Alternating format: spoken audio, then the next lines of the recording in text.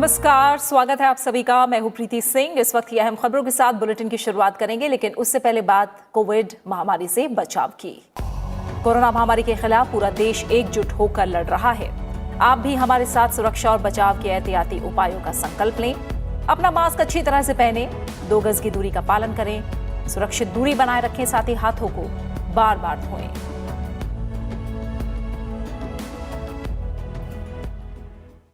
और अब शुरुआत करते हैं मुख्य समाचारों के साथ।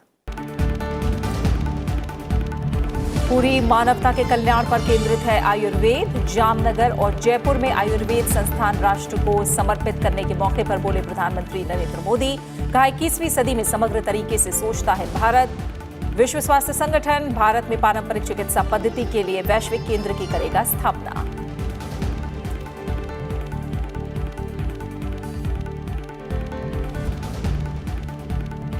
तूफान, बाढ़ और भूस्खलन से पीड़ित 6 राज्यों को राष्ट्रीय आपदा प्रबंधन कोष से 4,381 करोड़ रुपए से अधिक की केंद्रीय सहायता।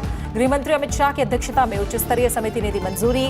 चक्रवात अम्फन से उबरने के लिए पश्चिम बंगाल को सबसे अधिक 2,707 करोड़ रुपए की मदद।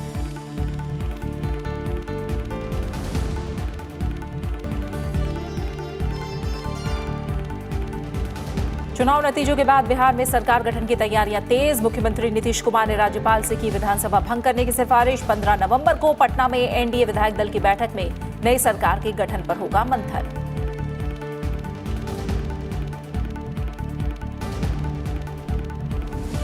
और भारत में कोरोना महामारी के खिलाफ निर्णायक जंग जारी। 15 लाख जांच क्षमता के साथ पिछले 6 हफ्ते में रोजाना किए गए औसत 11 लाख से अधिक कोविड परीक्षण। रिकवरी दर 93%।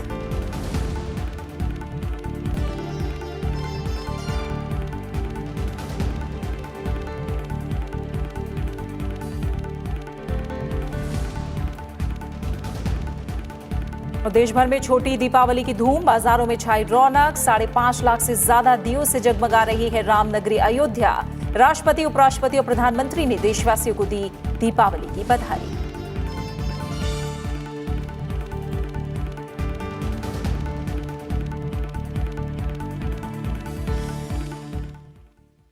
और बुलेटिन की शुरुआत रोशनी के पावन पर्व दीपावली की जगमगाती खबरों के साथ।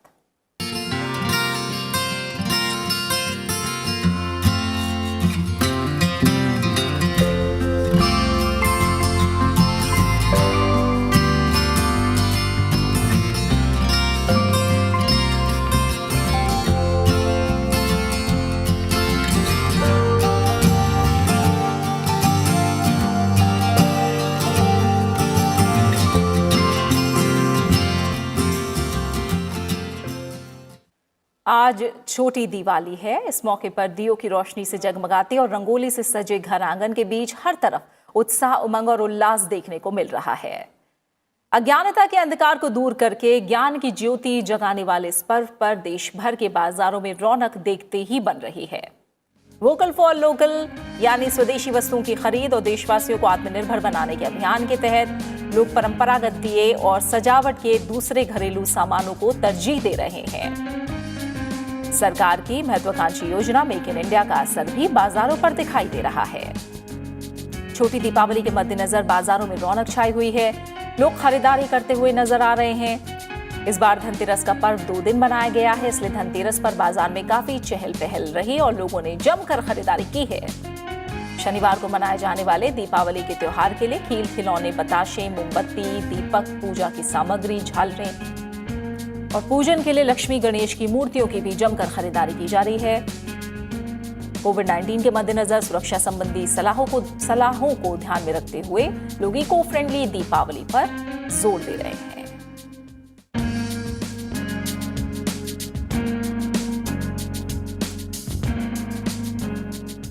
अयोध्या में इस बार भी भव्य दीपोत्सव मनाया जा रहा है। इसके लिए अयोध्या को भव्य तरीके से सजाया गया है। दीपोत्सव के अवसर पर राम की नगरी में 24 घाटों पर 5,51,000 से ज्यादा दीप प्रज्वलित किए गए। दियों की रोशनी से सरयू नदी के साथ श्री राम जन्मभूमि, कनक भवन, राम की पौड़ी और हनुमानगढ़ी सहित सभी मंदिरों में दिए प्रज्वलित किए गए। इस बार यहां 12 से 14 नवंबर तक दीपोत्सव का आयोजन किया जा रहा है।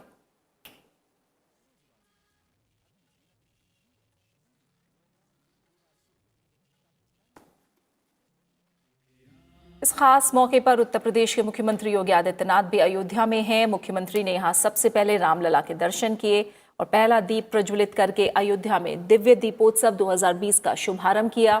मुख्यमंत्री ने यहां श्री राम के जीवन दर्शन पर आधारित प्रदर्शनी का भी अवलोकन किया। वहीं एक कार्यक्रम को संबोधित करते हुए योगी आदित्यनाथ ने कहा कि आज असंख्य राम भक्तों की बहुप्रतीक्षित साधना को पूरा होने की पावन बेला है। 492 वर्ष बाद श्री राम की जन्मभूमि अनगिनत दीपों से जगमगा रही है। उन्होंने कहा कि दिव्य दीपोत्सव से अयोध्या राममय हो गई है।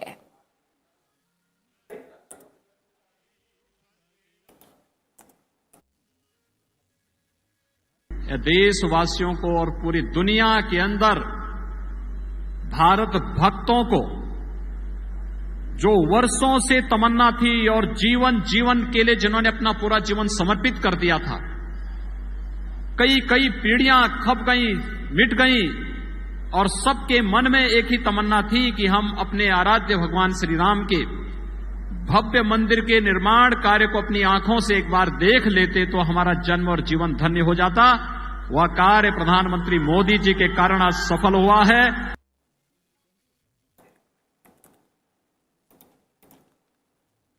इससे पहले अयोध्या में भगवान राम के जीवन पर आधारित 11 रथों को एक साथ निकाला गया। इन रथों पर भगवान राम के जीवन पर आधारित अलग अलग तरह की प्रदर्शनी लगाई गई है। साथ ही सरयू नदी के तट पर भव्य पेंटिंग की गई है।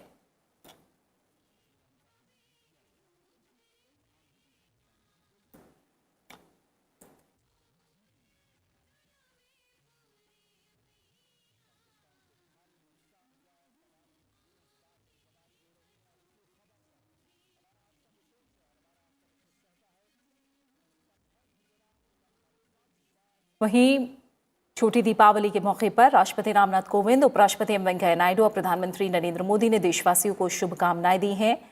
राष्ट्रपति रामनाथ कोविंद ने अपने बधाई संदेश में कहा कि विभिन्न धर्मों और पंथ के लोगों द्वारा मनाया जाने वाला ये पर्व देश के लोगों की एकता, सद्भावना और भाईचारे को मजबूत करता है।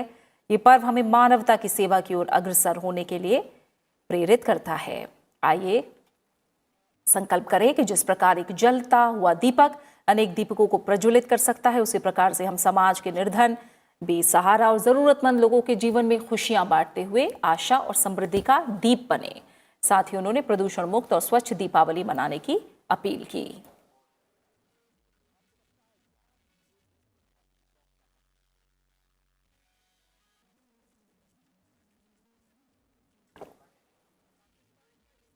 उपराष्ट्रपति एम वेंकैया नायडू ने अपने संदेश में कहा कि पारंपरिक हर्षोल्लास के साथ मनाया जाने वाला दीपावली का पर्व बुराई पर अच्छाई की विजय का प्रतीक है। दीपावली का पर्व न केवल भारत में बल्कि पूरे विश्व में बड़े पैमाने पर मनाया जाता है। हम कह सकते हैं कि ये दुनिया के सबसे बड़े उत्सवों में से एक है। ये त्यौहार हमारे जीवन में शांति, सद्भाव, समृद्धि और खुशियां लेकर आए। साथ ही उन्होंने कोविड-19 महामारी को देखते हुए कोविड संबंधी स्वास्थ्य और स्वच्छता उपायों का सख्ती से पालन करते हुए दीपावली का त्योहार मनाने की अपील की। प्रधानमंत्री नरेंद्र मोदी ने दीपावली की शुभकामनाएं देते हुए ट्वीट करके कहा कि इस दीपावली हम सीमाओं की रक्षा कर रहे सैनिकों के लिए एक दिया जलाएं जो निडर होकर हमारे राष्ट्र की रक्षा करते हैं। प्रधानमंत्री ने कहा कि हमारे शब्द हमारे सैनिकों के अनुकरणीय साहस के प्रति आभार की भावना के साथ न्याय नहीं करते। वहीं प्रधानमंत्री ने सैनिकों के परिवारों के प्रति भी आभार जताया।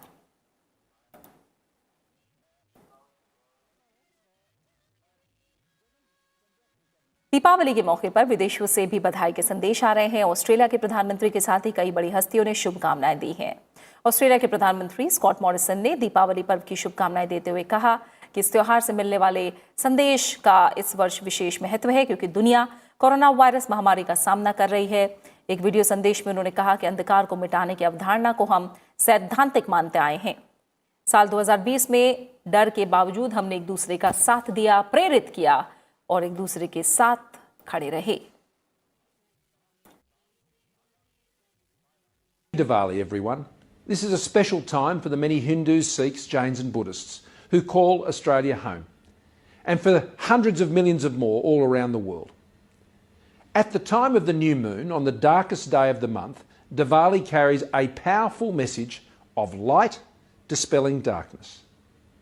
Most years, We often think of this as something theoretical, a concept, rather than something that is lived or experienced. But this year, Diwali's message has a special significance as we respond to COVID-19. We're looking for that light amongst what has been a very dark year.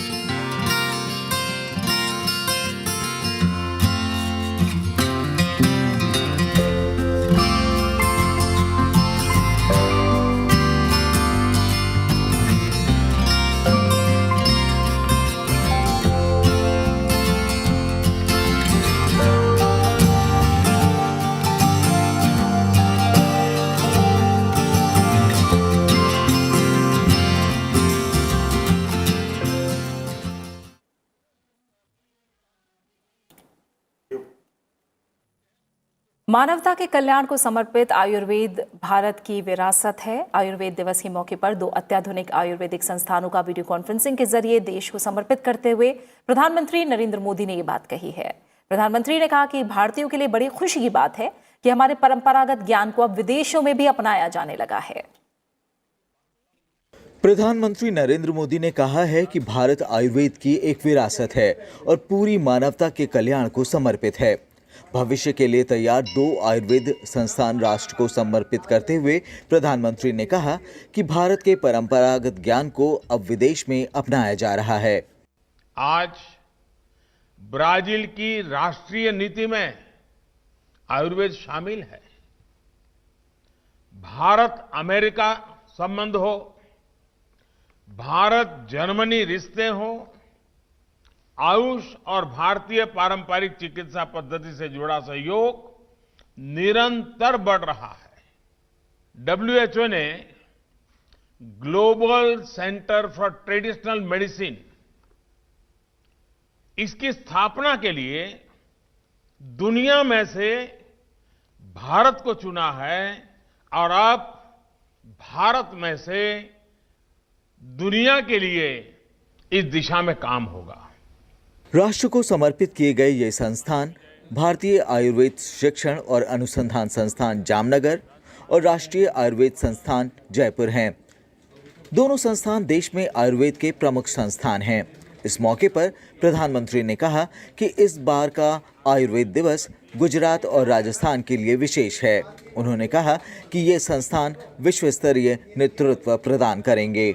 मुझे विश्वास है कि जिस प्रकार Bharat pharmacy of the world इस रूप में उभरा है, उसी प्रकार पारंपरिक चिकित्सा का ये सेंटर भी ग्लोबल वेलनेस का सेंटर बनेगा। ये सेंटर दुनिया भर की ट्रेडिशनल मेडिसिन्स के विकास और उनसे जुड़ी रिसर्च को नई बुलंदियां देने वाला साबित होगा। प्रधानमंत्री ने यह भी कहा कि आधुनिक आवश्यकताओं के अनुसार आयुर्वेद के ज्ञान के विकास और इस्तेमाल की जरूरत है। देश में अब पहली बार हमारे पुरातन चिकित्सा वाला ज्ञान जो है, उस ज्ञान विज्ञान को 21वीं सदी के आधुनिक विज्ञान से मिली जानकारी के साथ भी उसको जोड़ा जा रहा है, इंटीग्रेट किया जा रहा है, नई रिसर्च की जा रही है।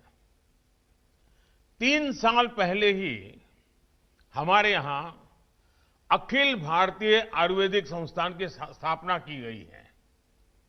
लेह में सोवा रिगपा से जुड़ी रिसर्च और दूसरे अध्ययन के लिए राष्ट्रीय सोवा रिगपा संस्थान विकसित करने का काम जारी है। आज गुजरात और राजस्थान के जिन 2 संस्थानों को अपग्रेड किया गया है, वो भी इसी सिलसिले का विस्तार है। प्रधानमंत्री ने कहा कि 21वीं सदी का भारत अब टुकड़ों में नहीं बल्कि समग्र रूप से सोचता है। हेल्थ से जुड़ी चुनौतियों को भी अब होलिस्टिक अप्रोच के साथ उसी तरीके से ही सुलझाया जा रहा है कि इसी साल संसद के मॉनसून सत्र में दो ऐतिहासिक आयोग भी बनाए गए हैं। पहला, national commission for Indian systems of medicine और दूसरा, नेशनल कमीशन फॉर होम्योपैथी। यही नहीं, नई राष्ट्रीय शिक्षा नीति में भी भारत की मेडिकल एजुकेशन में इंटीग्रेशन की अप्रोच को प्रोत्साहित किया गया है। प्रधानमंत्री ने बताया कि कोरोना काल में पूरी दुनिया में आयुर्वेदिक उत्पादों की मांग तेजी से बढ़ी है और भारत से आयुर्वेदिक दवाओं का निर्यात 45% तक बढ़ा है। उन्होंने भरोसा जताया कि साझा प्रयासों से आयुष ही नहीं बल्कि आरोग्य की भारत की पूरी व्यवस्था एक बड़े बदलाव की साक्षी बनेगी। आज राष्ट्रीय आयुर्वेद दिवस है। आयुष मंत्रालय 2016 से ही धन्वंतरी जयंती यानी धनतेरस के मौके पर हर साल आयुर्वेद दिवस मनाता आ रहा है। प्रधानमंत्री नरेंद्र मोदी ने धनतेरस और राष्ट्रीय आयुर्वेद दिवस की बधाई देते हुए ट्वीट किया कि भगवान धन्वंतरी हर किसी के जीवन में सुख, समृद्धि, सौभाग्य और उत्तम स्वास्थ्य लेकर आए।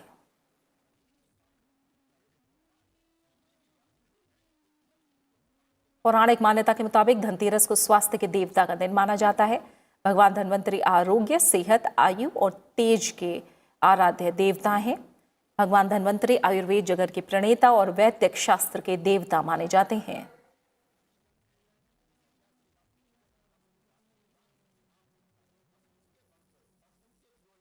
केंद्रीय गृह मंत्री अमित शाह के नेतृत्व में गठित उच्च स्तरीय समिति ने 6 राज्यों को 4,382 करोड़ रुपए की राशि जारी की है, जो इस साल प्राकृतिक आपदा झेल चुके राज्यों को केंद्र की ओर से सहायता के तौर पर दी गई है। ये राशि पश्चिम बंगाल, ओडिशा, कर्नाटक, मध्य प्रदेश, महाराष्ट्र और सिक्किम को दी जाएगी, जहां इस साल लोगों को चक्रवात, बाढ़ और भूस्खलन का प्रकोप झेलना पड़ा। गृह मंत्रालय के मुताबिक केंद्र की ओर से अतिरिक्त सहायता के रूप में राष्ट्रीय आपदा प्रतिक्रिया निधि से 4,381 करोड़ रुपए से अधिक 6 राज्यों को जारी किए जाने की समिति ने मंजूरी दी। इसमें पश्चिम बंगाल के लिए 2,707 करोड़ रुपए, महाराष्ट्र को 268 करोड़ रुपए, कर्नाटक को 577 करोड़ रुपए दिए जाएंगे। इसके अलावा मध्य प्रदेश को 611 करोड़ रुपए और सिक्किम को करीब 88 करोड़ रुपए दिए जाएंगे।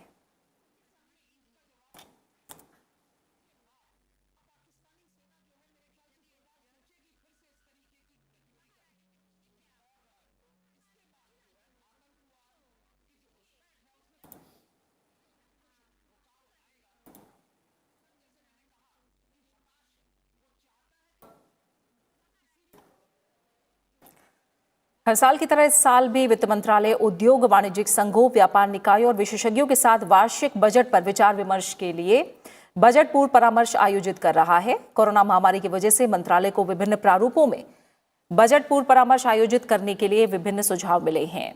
सरकार ने इस बार विभिन्न संस्थानों और विशेषज्ञों से सुझाव हासिल करने के लिए एक ईमेल बनाने का फैसला किया है। इसके लिए जल्दी सूचना भी जारी की जाएगी। सरकार की कोशिश है कि देश के विभिन्न वर्गों के लोगों से परामर्श लेकर 2021-22 के बजट को और अधिक लोकतांत्रिक बनाया जाए। इसके लिए सरकार ने MyGov प्लेटफॉर्म पर एक ऑनलाइन पोर्टल लॉन्च किया है, जो बजट पर विचार विमर्श के लिए 15 नवंबर 2020 से उपलब्ध होगा। इस पोर्टल पर रजिस्टर करके नागरिक अपने सुझाव सरकार को दे सकते हैं। अगर सुझाव पसंद आते हैं तो उनसे फोन या ईमेल के जरिए संपर्क किया जाएगा। पोर्टल 30 नवंबर 2020 तक खुला रहेगा।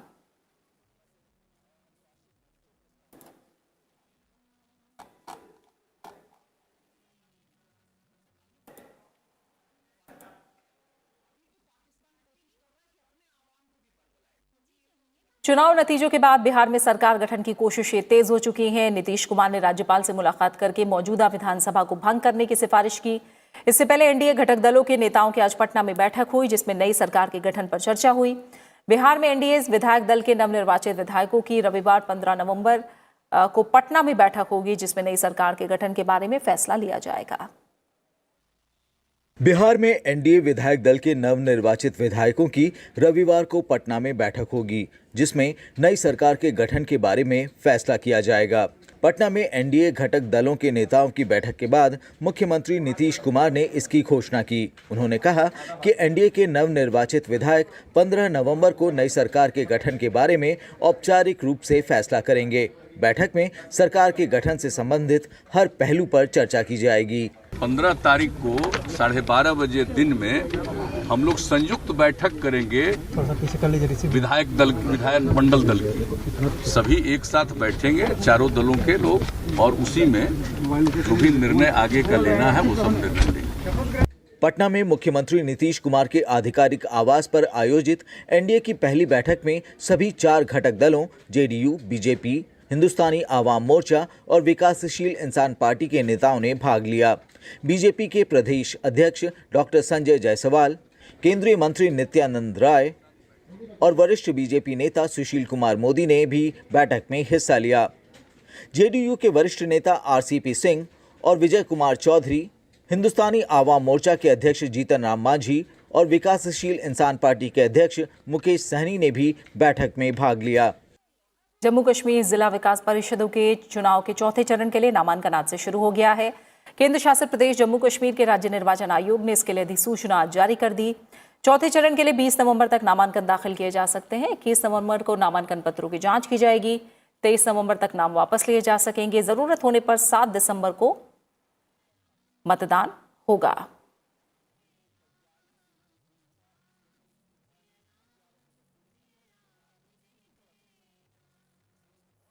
बाईस दिसंबर को सभी 8 चरणों के मतदान की एक साथ मतगणना होगी।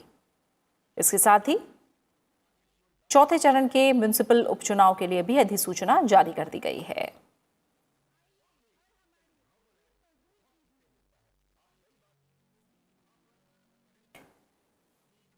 देश में कोविड-19 के सक्रिय मामलों की संख्या लगातार तीसरे दिन 5 लाख के स्तर से नीचे बनी हुई है। वहीं दैनिक स्तर पर कोविड के नए मामलों की तुलना में ठीक होने वालों की संख्या ज्यादा रही है। फिलहाल देश में कोविड-19 के सक्रिय मामले 5.55% हैं।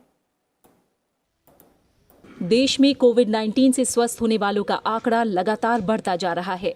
स्वस्थ होने की दर करीब 93% हो गई है। आंकड़ों की तुलना करें तो पिछले 24 घंटों में 44,879 नए मामलों की तुलना में 49,079 मरीज ठीक हुए हैं। वहीं सक्रिय मामलों की संख्या घटकर 4,84,547 हो गई है, जबकि पिछले 24 घंटों में 547 लोगों की मौत हुई है। पिछले 24 घंटे में 49,000 से अधिक रोगियों के स्वस्थ होने के साथ देश में अब तक 81,15,580 मरीज ठीक हो चुके हैं। संक्रमण की पुष्टि वाले मामलों में से केवल 5.55% बीमार हैं।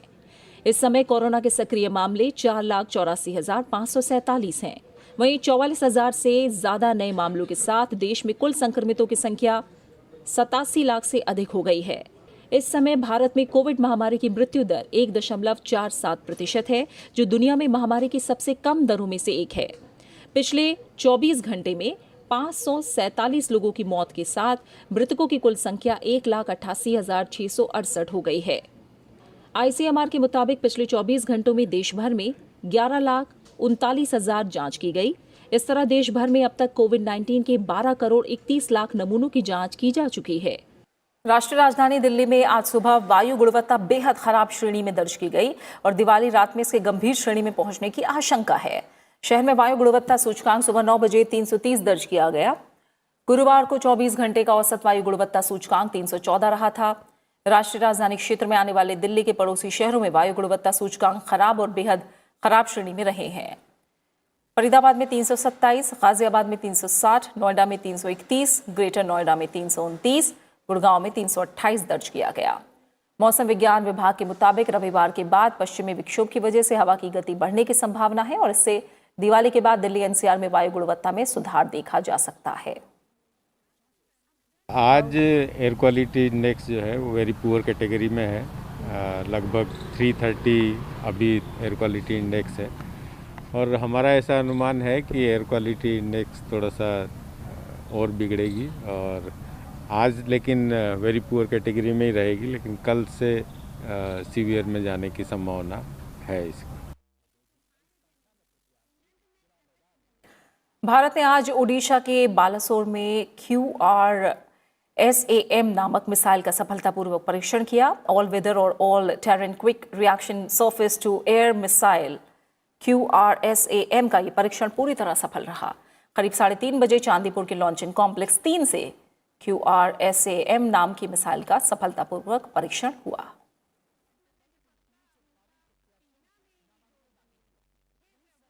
यह अंतर्राष्ट्रीय खबर में अमेरिकी राष्ट्रपति डोनाल्ड ट्रंप ने चीन की 31 कंपनियों में अमेरिकी निवेश को प्रतिबंधित करने वाले एक कार्यकारी आदेश पर हस्ताक्षर किए हैं, जिनके बारे में अमेरिकी प्रशासन का कहना है कि चीनी सेना के पास या तो उनका स्वामित्व है या वो उसके नियंत्रण में है। इस आदेश के मुताबिक कम्युनिस्ट चीनी सेना की कंपनियों में किसी भी रूप में निवेश करने वाली प्रतिभूतियों की खरीद पर प्रतिबंध लगाया गया है। राष्ट्रपति ट्रंप ने कार्यकारी आदेश में कहा कि चीन संसाधन हासिल करने के लिए अमेरिकी पूंजी का तेजी से दोहन कर रहा है और अपनी सेना, खुफिया सेवा और अन्य सुरक्षा जरूरतों का विकास और आधुनिकीकरण कर रहा है, जिससे अमेरिकी सेना को सीधे चुनौती दी जा सकती है।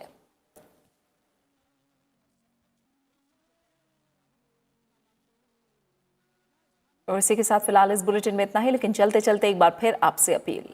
कोरोना महामारी के खिलाफ पूरा देश एकजुट होकर लड़ रहा है। आप भी हमारे साथ सुरक्षा और बचाव के एहतियाती उपायों का संकल्प लें।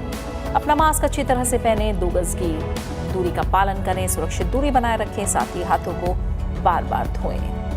अपना अच्छे से ख्याल रखिए। फिलहाल मुझे दीजिए इजाजत। नमस्कार।